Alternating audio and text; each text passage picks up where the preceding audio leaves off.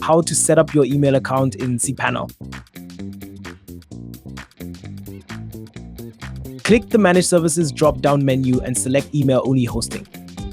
Select your domain and click the Manage button on the right-hand side. Click the Login button next to the cPanel control panel. Click on Email Accounts. Click Create. Enter a username and password. Click Create. Click Check Email. Your browser will open another tab and redirect you to the domains.co.za webmail. After setting up your email account, you will follow the same steps as before. First, select the hosting plan, then the domain name, manage, cPanel login, and email accounts. Click the Check Email button next to the mailbox you'd like to check.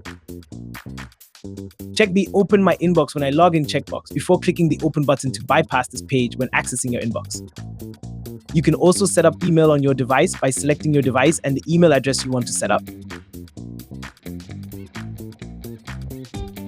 It's that easy.